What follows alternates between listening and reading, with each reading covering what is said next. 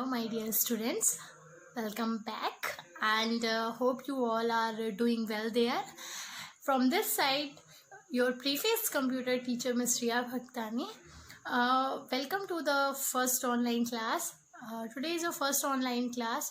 So in this video we are discussing about some basic knowledge. Basic knowledge को भी start करने से पहले मैं एक चीज़ आपको क्लियर करना चाहती हूँ जो हमने प्रीवियस क्लास में पढ़ा था। प्रीवियस क्लास में हमने क्या पढ़ा था? क्लास 6 में हमने प्रीवियस क्लास में ये पढ़ा था कि MS वर्ड है ना। बट अब जो हम स्टार्ट करने जा रहे हैं न्यू सेशन न्यू क्लास में, क्लास 7th में, वो है आपका MS office 2016 based on Windows 10 है ना। हम अब जो भी पढ़ेंगे वो MS ऑफिस के बारे में ही पढ़ेंगे। MS ऑफिस आप समझते होंगे कि माइक्रोसॉफ्ट ऑफिस है ना, जिसमें हमारा सारा वर्क होता है। तो कोई भी चैप्टर स्टार्ट करने से पहले हम कुछ बेसिक चीज़ें पढ़ना हमारे लिए बहुत ज़रूरी होता है, क्योंकि अगर हम चैप्टर के रिगार्डिंग बीच में ये सारी चीज़ें पढ़ते हैं तो वो थोड़ा सा हमको इफ़ेक्ट पड़ता है।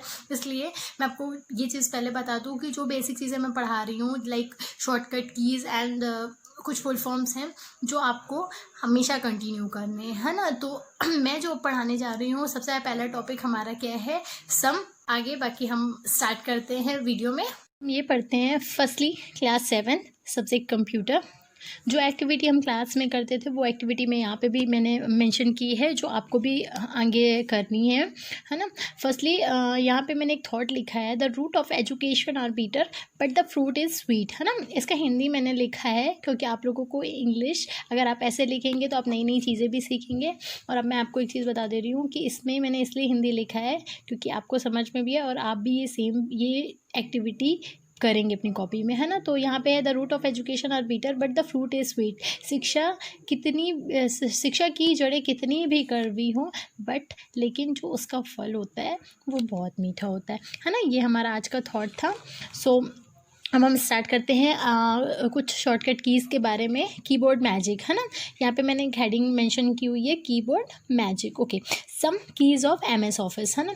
मैंने यहाँ पे भी बताया था आपको वीडियो में कि टोटल कीज़ आपकी कितनी होती है? 108 होती है ना, जो आपको याद रखना है। ठीक है, अब यहाँ पर हम पढ़ते हैं Ctrl+B है ना। यहाँ पर हालाँकि मेरे नॉलेज में जितना भी था मैंने अल्फ़ाबेटिक लिखा है, ABCD है ना, FGHIJNO मैंने लिखा है। फिर यहाँ से मैंने थोड़ा सा जो मुझे मतलब समझ में आया मैंने वैसे मेंशन किया।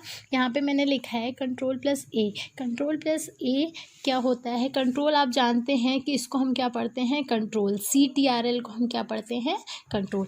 ठीक है, Ctrl+A हमारी क्या हेल्प करता है? अगर हम कीज़ में Ctrl+A दोनों को साथ में अगर पुश करते हैं तो उसमें क्या होता है? ये क्या करता है? डाटा को सिलेक्ट करता है। सिलेक्ट करने में हमारी हेल्प करता है, to select the entire data. यहाँ पे है Ctrl+B है ना। Ctrl+B का मतलब क्या होता है? बी मीन्स होता है बोल्ड। यहाँ पे ये क्या करता है? बोल्ड फॉर्म को अप्लाई करता है। बोल्ड फॉर्म का मतलब आप सोचेंगे कि अब क्या होता है, तो बोल्ड फॉर्म ये होता है कि अगर मैंने यहाँ चीज़ कोई भी कंप्यूटर में नॉर्मल लिखी है तो नॉर्मल लिखने के बाद अगर मैं उसको सिलेक्ट करती हूँ, सिलेक्ट करने के बाद Ctrl+B करती हूँ तो वो ऐसे डार्क हो जाता है। जैसे ये हेडिंग मैंने मेंशन की है तो ये इस प्रोसेस में हो जाता है। ठीक है, अब ये है आपका Ctrl+C है ना। C means copy text. ये क्या करता है? कोई भी टेक्स्ट को कॉपी करने में हेल्प करता है ना, सिर्फ कॉपी करने में हेल्प करता है। ओके, अब यहाँ पे पढ़ते हैं Ctrl+D। तो Ctrl+D क्या होता है आपका? Ctrl+D हमारी क्या हेल्प करता है? ये डायलॉग बॉक्स को ओपन करने में हमारी हेल्प करता है। कौन? Ctrl+D। अब यहाँ पे आपका नेक्स्ट आता है 5th नंबर Ctrl+F। Ctrl+F जैसे ही हम पुश करते हैं तो उसमें हमारा क्या होता है कि हमारा ये ऑप्शन आ जाता है फाइंड टेक्स्ट। हम इसके थ्रू कोई भी टेक्स्ट को बहुत ही इजी तरीके से फाइंड कर सकते हैं with the help of Ctrl+F। Same here Ctrl+G means go to a page. हम किसी भी पेज में ईजिली जा सकते हैं। अब यहाँ पे आता है आपका Ctrl+H। Ctrl+H का मतलब क्या होता है? रिप्लेस टेक्स्ट है ना। ये क्या करता है? टेक्स्ट को रिप्लेस करने में हमारी हेल्प करता है। Ctrl+H है ना। अब यहाँ पे आता है Ctrl+I। तो Ctrl+I क्या होता है आपका? अप्लाई इटैलिक फॉर्मेटिंग, मतलब ये क्या करता है, Ctrl+I ये इटैलिक फॉर्म में कन्वर्ट करता है। अब इटैलिक क्या होता है, इटैलिक मीन्स ये फॉन्ट्स को अलग अलग शेप्स में करता है, इटैलिक शेप में फॉर्मेट को अप्लाई करता है। अब यहाँ पे आता है Ctrl+J, ठीक है। Ctrl+J का मतलब होता है justify align, justify align a paragraph, है ना।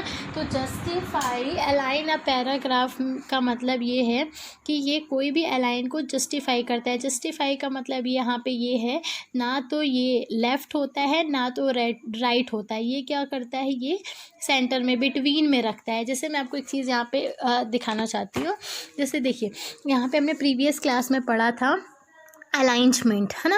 अलाइंजमेंट क्या होता है, alignment refers to the placement of text on a slide. There are 4 types of alignment, है ना। मैंने प्रीवियस क्लास में भी बताया था कि there are 4 types of alignment, left, right, centre and justify, है ना। लेफ्ट अलाइंजमेंट क्या होता है, ये सारी चीज़ें हम शॉर्टकट कीज़ में भी पढ़ेंगे, मैं यहाँ पे भी आपको पहले से बता दे रही। लेफ्ट अलाइंजमेंट का मतलब क्या होता है कि कोई भी हमारी मार्जिन है ना, कोई भी मार्जिन के अगर हम लेफ्ट अलाइंस को चूज़ करते हैं तो लेफ्ट अलाइंस में ये लेफ़्ट मार्जिन में आता है, ठीक है। और राइट अलाइंजमेंट क्या होता है, राइट अलाइंजमेंट वो होता है कि ये मार्जिन के राइट साइड में आता है।